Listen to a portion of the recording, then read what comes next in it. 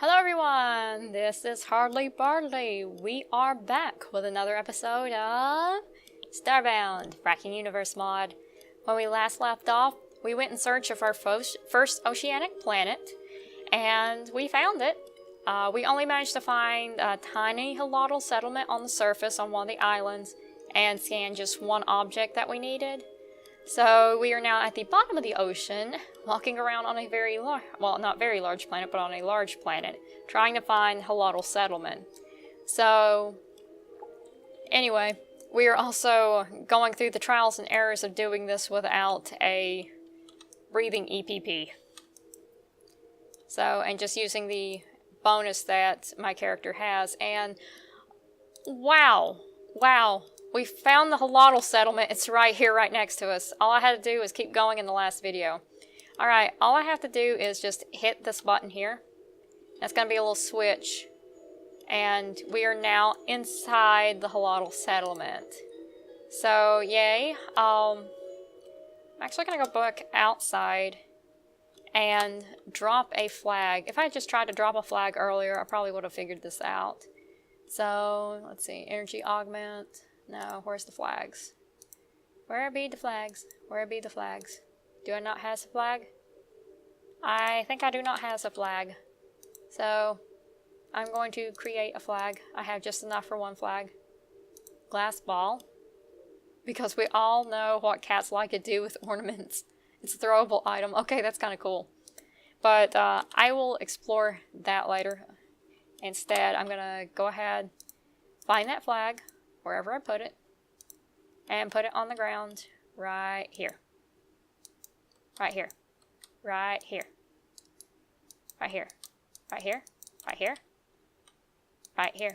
Right here. There we go. Yeah, and this one, if you don't destroy a generator that they have, it won't let you alter anything within a certain space. So we're going to do oceanic planet, Hylotl. I think that's how you spell it. Yeah, Hylotl settlement. Or Hylotl village. Hylotl town. Yeah. Well, this is more of a city. Hylotl city. Okay, accept. Alright, so let's get out of the water so I don't drown. And hit the button. No, you don't run away. I just want to hit the button. Alright, so here we go. Now open this door and head on in here. And like any other settlement, you can talk to people here. And they will sometimes give you a quest that you can do. The rest involves us trying to scan these green artifacts. Okay, this confirms something that I had speculated upon. This is excellent. Everything you find contributes to the formation of a theory. So, if you guys haven't guessed at this point in time, the Hylotl settlement is based on, like, Japan, mostly. I think there's a few Chinese elements, maybe Korean elements in this, but it's mostly based on, like, a Japan sort of thing. So, we can turn the lights on and off if we want. Nobody's going to be mad if we turn the lights on and off, which is silly, I think, because normally, I mean, I would get mad if somebody decided to turn my lights on and off. No, I am not going anywhere near that right now. So, there's apparently ruins on this planet, too. And we can come back and check those out.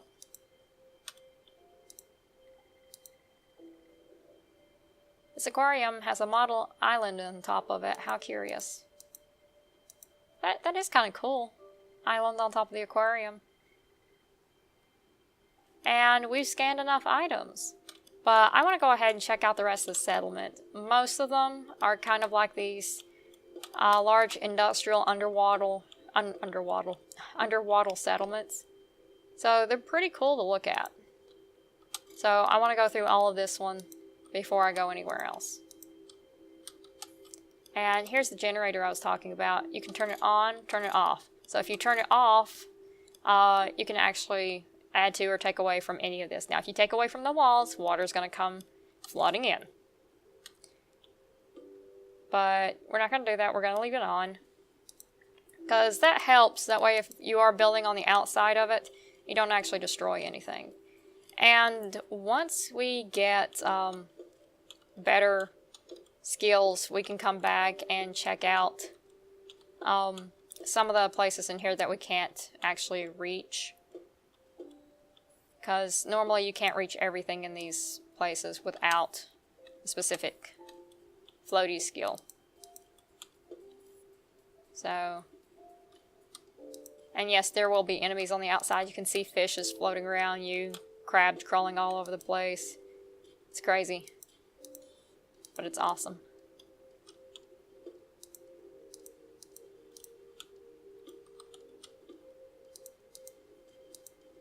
So most of these you can actually recreate. There's some things you can't and you'll have to buy when they come available at like different shops, but still, it's always best to scan as many items as possible so you can recreate them for your own little settlements later on. And we'll get into colony building later.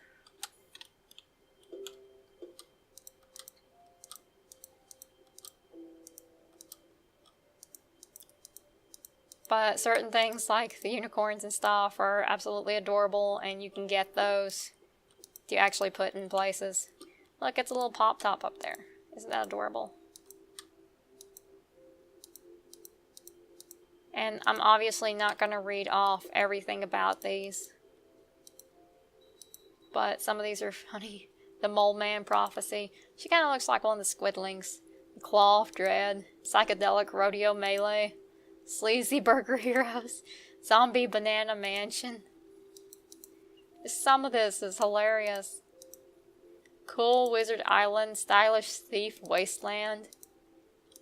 And yes, Dance Dance. Look at that. Isn't that cool? Alright, so we're going to go on down here. Oops, did I even get that? Nope, I forgot to get that one. But yeah, and like these little open areas, there are places up here that have little treasures chests that you can get. But the only way you can reach them is by having like a specific double jump, or even another skill that we can get later. Or potentially rope or grappling hook, I think. But you can also sneak around in places like this when nobody's around and take whatever you want. It's a tutu. I'll take it.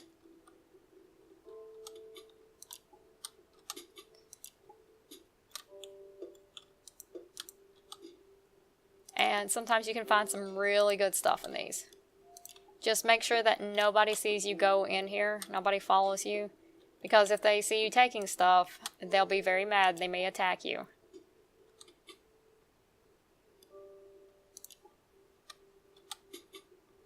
But there's some pretty awesome stuff in here. Calligraphy. And a lot of the race-specific items, such as Hylotl items, if you put them in a building and then put a colony deed in it, then you have a greater likelihood of summoning a Hylotl.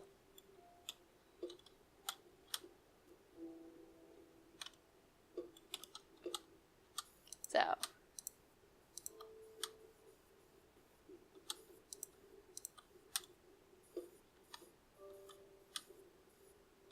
Oh my goodness, look at that thing. Look how cute that is. It's a little tiny worm.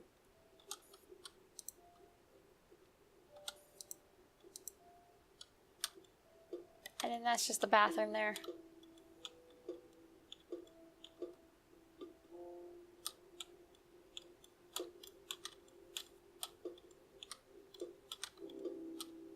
And then these hallways just connect to the same sides we have been on. So yeah, I'll just kind of hop up through here and get a couple items I haven't scanned. And that's it. And then we'll go on back down to the bottom here and go through into a different portion. And it's basically going to be very similar. And then out this way, we're going to have another exit that we can go through. But alright, so we already have everything that we need for Esther, so we're going to go ahead and go back up to the ship. I'm actually surprised that went as fast as it. Oh my goodness, my poor little Archie bud guy. He just like flew across the room because we landed on him. And yeah, if you do have livestock or a pet or something that's here and you beam back in, if it's on that plate, it's going to go flying. So just so you know. Alright, so let's see. Let's go ahead and go on back to Esther. Wait, why am I going over there? I'm silly. We're going to go back to the Ark.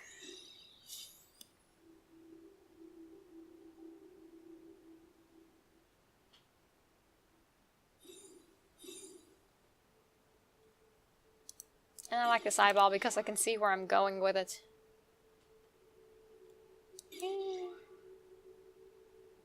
There's Nuru again. Hi Nuru, bye Nuru. And that was the last clue we needed to find the Hylotl artifact. Wonderful work, dear. And next is we're going to be fetching the Hylotl artifact from the Grandpa Goda library.